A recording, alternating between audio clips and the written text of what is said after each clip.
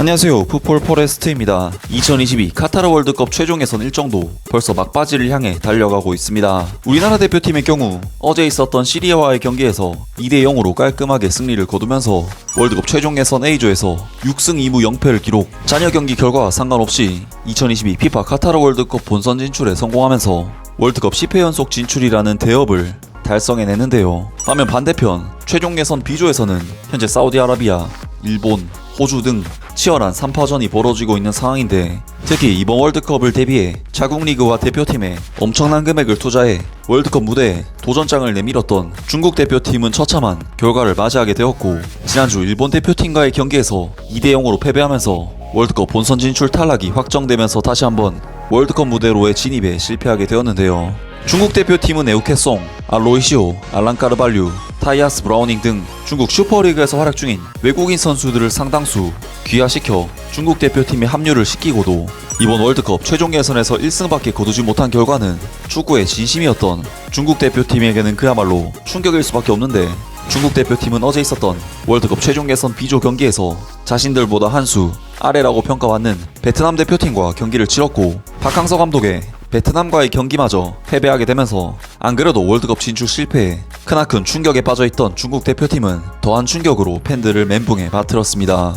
일단 중국 대표팀의 경우 피파 랭킹 74위로서 동아시아에서는 한국과 일본 다음으로 가장 강한 전력을 지닌 팀으로서 피파 랭킹 98위에 위치한 동남아시아의 베트남보다는 신체적인 조건, 축구에 대한 인프라, 그리고 자금력 등 모든 면에서 베트남을 압도하는 환경을 가지고 있는 팀이라고 할 수 있었지만, 중국 대표팀은 베트남에서 치러진 월드컵 최종 예선 경기에서 호탄타이, 응우엔 티엔린, 판반득에게 연속 3골을 얻어맞고 3대1로 완패를 거두었습니다. 이번 베트남의 승리는 동남아시아 역사상 최초로 월드컵 최종 예선에서 승리를 거둔 기록으로, 그만큼 동남아시아 축구의 수준이 아직 동아시아나 중동의 축구 수준에는 전혀 미치지 못했고 격차가 매우 컸었는데, 그 역사적인 첫 패배를 엄청난 투자를 통해 월드컵 진출에 도전을 나섰던 중국 대표팀이 처음으로 기록하게 되었습니다.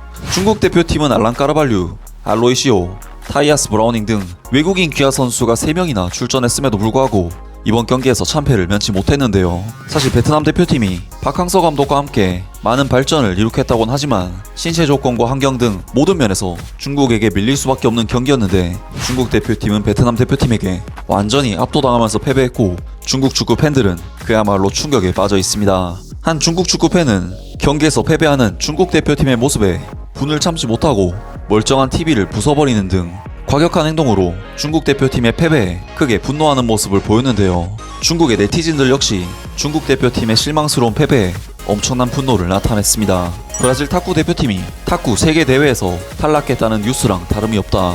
중국 축구 국가대표팀이 월드컵에 진출한다면 그것이야말로 정말 어처구니 없는 일이야. 이것은 감독을 바꾼다고 해서 해결될 만한 문제가 아니다. 중국 축구협회 해체해라. 더 이상 중국 국민을 괴롭히지 마.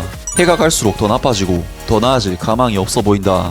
2018년 월드컵이 끝나자마자 동창생들과 농담 삼아 2022년 월드컵에 갈 수 있으면 카타르로 가서 응원하겠다고 약속했던 기억이 난다. 이젠 정말 어이가 없네. 등등 많은 중국 축구 팬들이 베트남 대표팀에게 패배한 팀의 경기 결과에 엄청난 실망을 하는 반응들을 보였습니다. 현재 중국 축구는 슈퍼리그의 리딩 클럽인 광저우 헝다의 모기업 헝다그룹의 파산 위기로 인해 크게 흔들리고 있고, 중국 대표팀에 귀화했던 광저우 헝다 공격수 에우케송이 무너진 중국 축구를 뒤로한 채 브라질로 돌아가는 등 이전에 중국이 보여줬던 공격적인 투자와 야망은 점점 무너지고 있는 추세인데요. 중국의 이러한 안 좋은 흐름을 바꾸기 위해서는 이번 월드컵 예선에서 어떻게든 성과를 냈어야만 했는데, 중국 축구의 수준은 결국 엄청난 투자에도 불구하고 큰 발전 없이 무너져 내렸고, 앞으로의 월드컵 진출도 계속해서 힘들어지지 않을까 예상됩니다.